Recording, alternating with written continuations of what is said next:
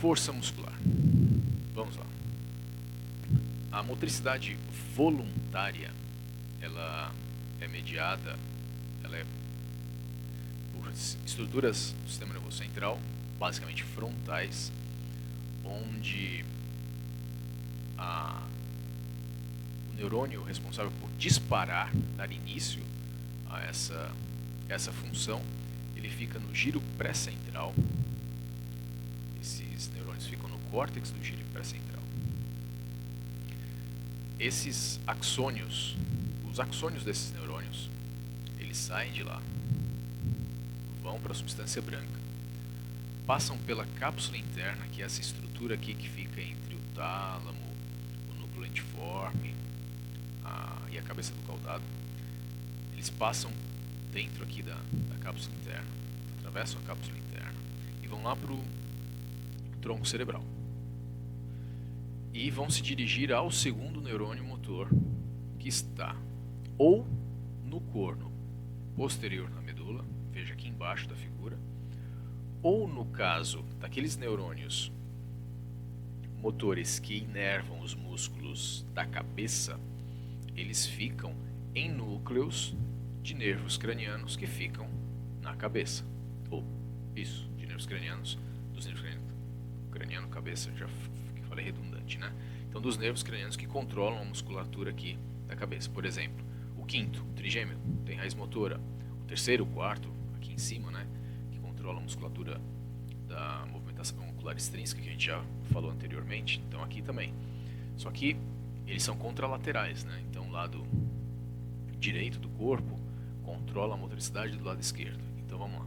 Primeiro neurônio motor, vamos pegar um aqui, qualquer aqui, que saiu daqui, o seu axônio foi descendo, foi descendo, foi descendo, foi descendo, chega lá na degustação das pirâmides, cruza, vai pelo trato córtico-espinhal lateral e aí vai fazer uma sinapse com o interneurônio, que por sua vez faz uma sinapse com o neurônio do corno anterior da medula, e esse por sua vez leva o seu axônio até o músculo e dispara a contração muscular. No caso, se a gente pegar, por exemplo, aqui sei lá, a raiz motora do quinto, que é quem controla a musculatura da mastigação, por exemplo. Então a gente pega aqui, ele saiu daqui do córtex motor, vem, só que ele vai cruzar, no caso, na altura do núcleo do quinto, para encontrar o segundo neurônio motor, que vai estar aqui no núcleo do quinto. E aí todos os outros com função motora, o sexto, na altura do sexto ele cruza, o sétimo, na altura do sétimo ele cruza, e assim por diante. Vendo aqui ampliado, para a gente falar só sobre aquele homúnculo de Penfield, que você tem a distribuição cortical do nosso corpo, digamos assim. Então a musculatura aqui dos pés, da perna, da coxa, enfim, eles vão se distribuindo aqui no córtex e é mais ou menos semelhante para todo mundo. Assim sendo, a mão e a face ficam na convexidade, enquanto que a perna fica mais aqui perto, a perna e pé fica mais perto do sulco da fissura interhemisférica. Vamos lá, vamos pegar aqui um neurônio qualquer, corpo celular do primeiro neurônio, axônio, vem, atravessa a cápsula interna. A cápsula interna tem uma parte posterior, tem um joelho, que ela faz um ângulo aqui, ela faz assim, ó. Faz um ângulo. E tem uma parte mais anterior. Então ele vem, passa, atravessa a cápsula interna e vai descendo pelo trato córtico-espinhal. A importância dessa estrutura aqui, ó, da cápsula interna, pelo seguinte: você vai ver que os neurônios motores eles estão espalhados, os corpos celulares dos neurônios motores estão espalhados pelo córtex, mas os seus axônios, que a princípio também estão espalhados, eles vêm e se concentram ainda no cérebro, ainda dentro do cérebro, eles se concentram numa estrutura pequena. Por isso eu posso ter uma lesão pequena levando a uma paralisia, ou uma plegia, ou uma paresia grande, se eu lesar isso aqui, essa área pequena aqui. Por exemplo, na tomografia computadorizada de crânio, aqui é uma tomografia de um paciente, a cápsula interna ela fica bem aqui, ó. Essa estrutura aqui, que faz essa curva aqui, ó. Vem aqui a parte posterior, o joelho, onde está parada a seta, e aqui a parte anterior. Essa parte posterior aqui, por ela que caminham as vias motoras, mais posteriormente ainda a via sensitiva, mas por aqui as vias motoras. Por que isso é importante? Porque se eu acho uma lesão bem aqui, ó, é possível que eu encontre uma paresia no paciente. De uma forma mais completa, eu posso dizer inclusive que esse paciente aqui, do qual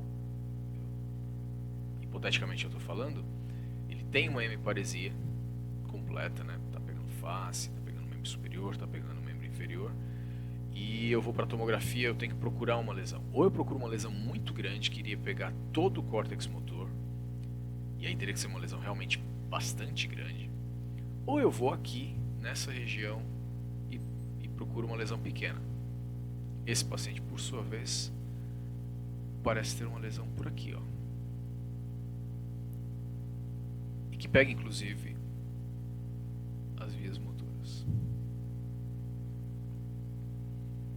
Bem, a nossa movimentação ela é, né, voluntária, que é comandada pela via córtico-espinhal ou via piramidal, mas também tem muito de automático. Tem muita coisa que a gente não precisa pensar, não é voluntário. Muito movimento nosso é coordenado e executado de uma forma absolutamente automática pelo sistema extrapiramidal, que é constituído pelos núcleos da base.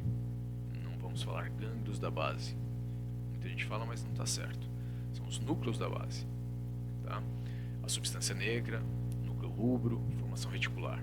Essas são as estruturas que cuidam da movimentação automática. Bem, esse sistema extrapiramidal anatomicamente, ele vai estar perto do centro do cérebro. Aqui a gente vê tálamo, aqui a gente vai ver o núcleo lentiforme, que é composto pelo putamen, pelo globo pálido, a parte externa e interna. Aqui a gente tem a cabeça do núcleo caudado, certo? E aqui aparece a substância negra, nesse corte aqui especificamente. E o sistema extrapiramidal, na verdade, ele é um circuito bem complexo. Você tem várias vias estimulatórias, que aqui estão em amarelo, laranja, ou inibitórias. E eles vão se comunicando de uma forma que parece até aleatória. E eles se comunicam entre si e recebem inputs, recebem aferências do córtex, porque no córtex se origina o movimento, digamos assim. Então ele vai coordenar aqui. Tem um outro esquema que mostra que além de ter as vias inibitórias, estimulatórias, a gente vai ver aqui também que são vários neurotransmissores que estão envolvidos: glutamato, substância P, GABA, dopamina, importante demais no sistema extrapiramidal. Para vocês terem ideia, ela é responsável pela deficiência a deficiência dela leva à doença de Parkinson nesse circuito aqui, porque a substância negra, parte compacta, fica degenerada. Encefalina também é outro neurotransmissor, tá certo? Então a gente vê aqui vários neurotransmissores, um circuito bem complexo que aqui inclui a substância negra, tem aqui a parte compacta, a parte reticulada, o globo pálido, a parte interna aqui, a parte externa aqui, o núcleo subtalâmico aqui, e o striatum, que é composto basicamente pelo putamen e pela cabeça do caudado. Putamen aqui, ó, veja na figura ao lado aqui, putamen aqui e a cabeça do caudado aqui, que apesar de eles estarem separados anatomicamente, funcionalmente eles funcionam como se fosse uma estrutura só. O putamen ele tem anatomicamente muito mais relação com o globo pálido, parece quase como se fosse uma estrutura só. Mas na verdade que essa relação e essa estrutura aqui, inclusive a gente chama de núcleo lentiforme, ele funcionalmente não é junto, funcionalmente é bem separado, na verdade. O putamen, funcionalmente, ele está ligado, na verdade, ao caudado, núcleo caudado, enquanto que o globo pálido, que é composto por duas partes, a parte externa e interna, tem uma função separada. Mas, apesar de separado, está todo mundo participando aqui do sistema extrapiramidal.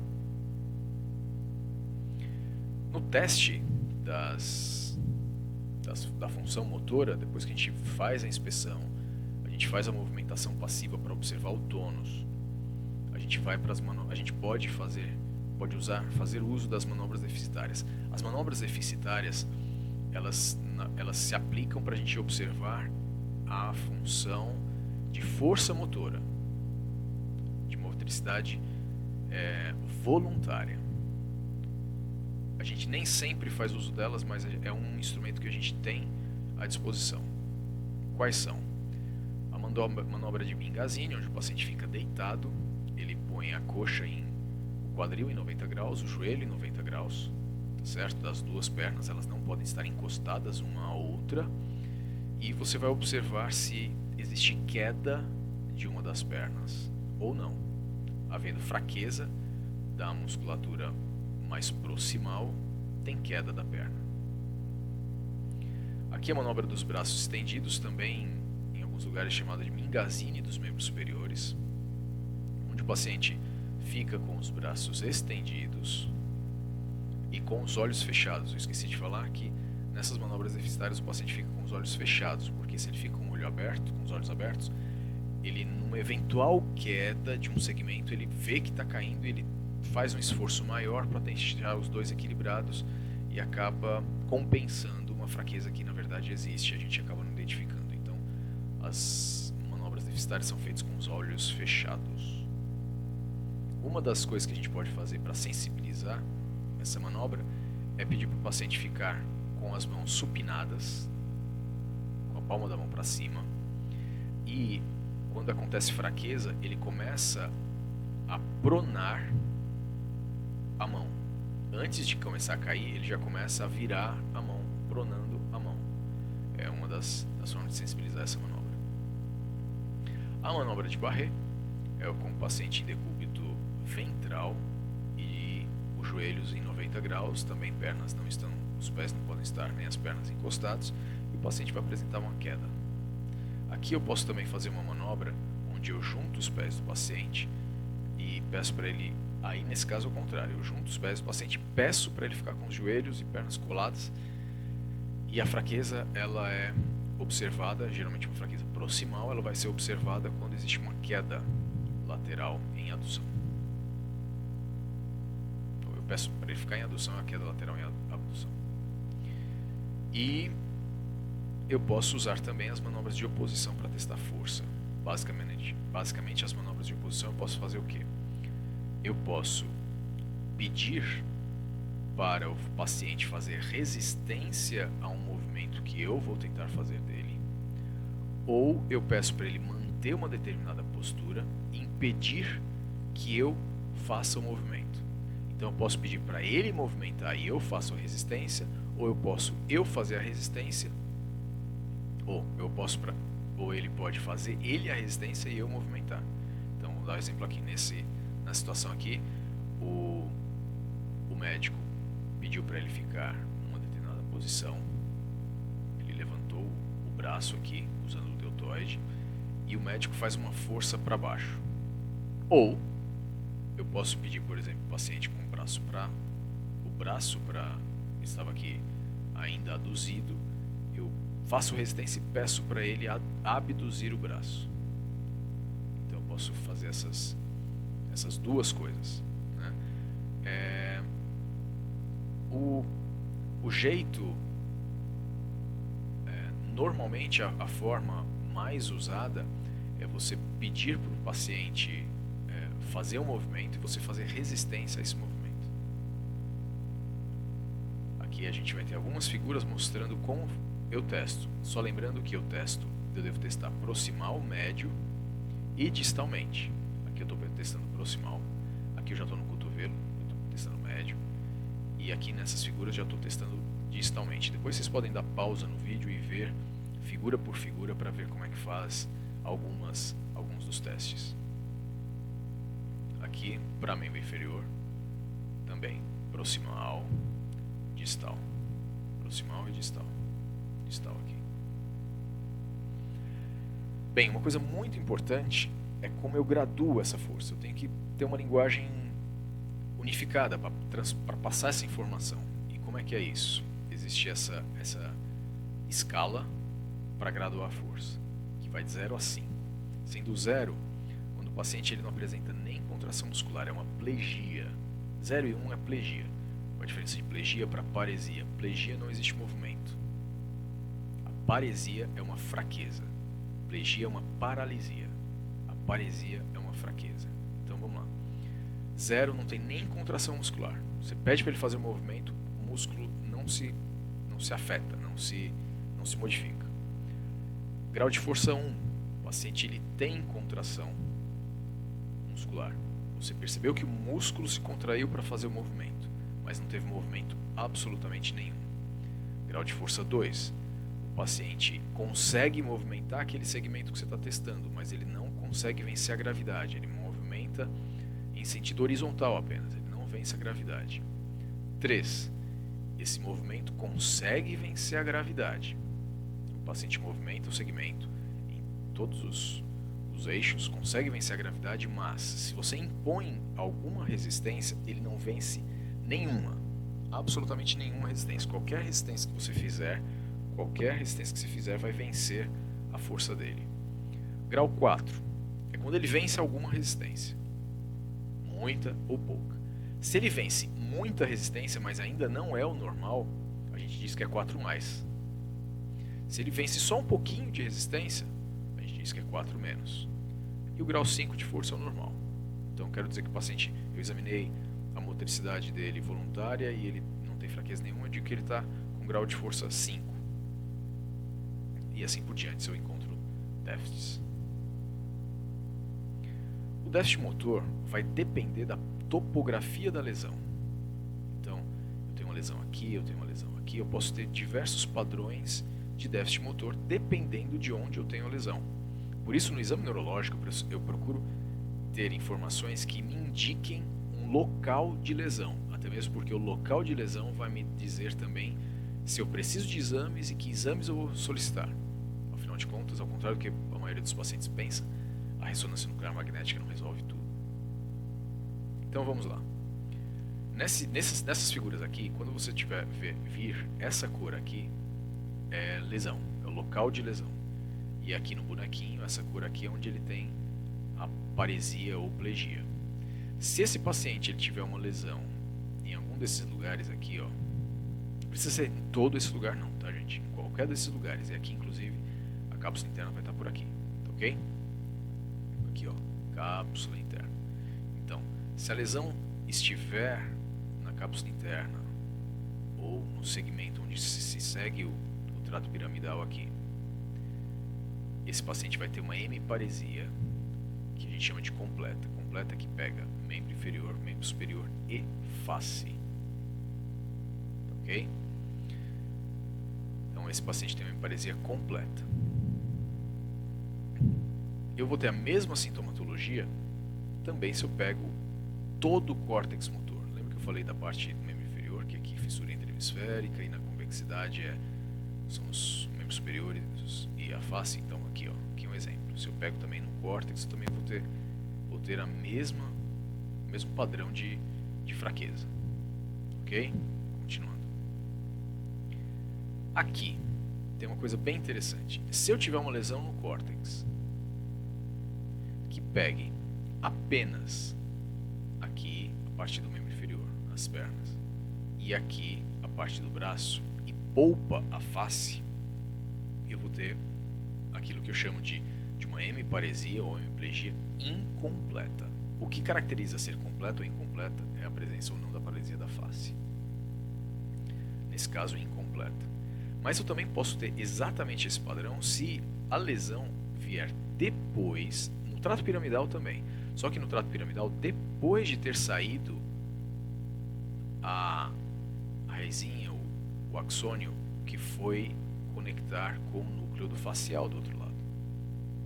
Então o núcleo facial do outro lado está poupado. Aqui a via que foi para a face, ó, tá aqui, ó, da face, veio aqui, e continuou. Ok? Então nesse caso também eu vou ter uma hemiparesia completa.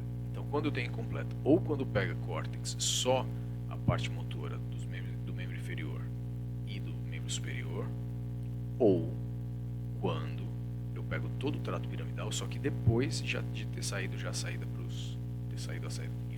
de ter saído o axônio para o núcleo motor. Ok? Hemiparesia incompleta. Aqui, se eu tiver uma lesão, já peguei paciente assim, já tiver uma lesão só nessa parte onde está face e membro superior, que como eles são vizinhos, não é tão incomum assim.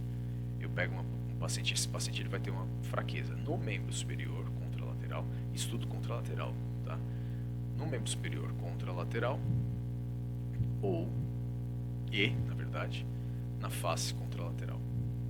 Quando eu falei tudo contralateral, na verdade, menos quando já existe a decussação, tá? Como é aqui, ó. Se essa lesão já pega o segundo neurônio motor, quando é o segundo neurônio motor, já é ipsilateral ao lado da lesão. Vamos lá, eu também posso ter uma lesão, não é muito comum, mas também a gente consegue ver, bem pequena no córtex, só responsável pelo membro superior, por exemplo. E aí eu vou ter uma fraqueza só do membro superior. Não é comum. Inclusive a gente fica meio desconfiado quando a gente vê isso. Mas acontece. E a mesma coisa com o membro inferior. Lembrando que esse tipo de problema também pode acontecer se eu tiver uma lesão na raiz ou no plexo, que é muito comum também. O paciente tem uma lesão no plexo braquial, vai ficar paralisado só aquele braço. Mas aí já é o segundo neurônio motor que está com problema. Também teve uma lesão aqui, ou, né, na verdade, no trato piramidal. Mas aqui lembrem-se que é já depois de cruzar, né, depois da decussação das pirâmides. Lembra que esse cruzamento aqui é na decussação das pirâmides. Se for no trato piramidal depois da decussação das pirâmides, aí já é ipsilateral a lesão. O déficit é ipsilateral a lesão. Bem, se eu tenho uma lesão perto do núcleo do facial ou no próprio nervo facial, eu tenho uma paralisia facial completa. Mas a gente já discutiu sobre isso lá em cima na parte de nervos cranianos, né? Quando eu tenho uma lesão como aqui, que é cortical, a paralisia facial é incompleta, pega só o andar inferior da face. Agora, se eu pego a partir do nervo facial, a paralisia facial é completa, pega todo o andar superior e inferior da face. Mas a gente já falou sobre isso. Agora, se eu pego uma lesão bilateral aqui na medula, na altura dos plexos, da saída das raízes que vão formar os plexos braquiais, eu tenho uma diparesia braquial aqui. E aqui também, eu posso, tendo o equivalente disso aqui no membro inferior, eu também vou ter uma paraparesia ou paraplegia. Mas esse quadro aqui eu também posso ter pelo seguinte: se eu tiver uma lesão aqui, ó, mesmo uma lesão única, mas na fissura interhemisférica, ela vai comprimir os dois córtices responsáveis pelo controle dos membros inferiores ao mesmo tempo. Então a paresia é bilateral, apesar de ser no córtex. Porque o membro inferior tem essa característica, o córtex motor do membro inferior, eles ficam próximos de um lado e de outro.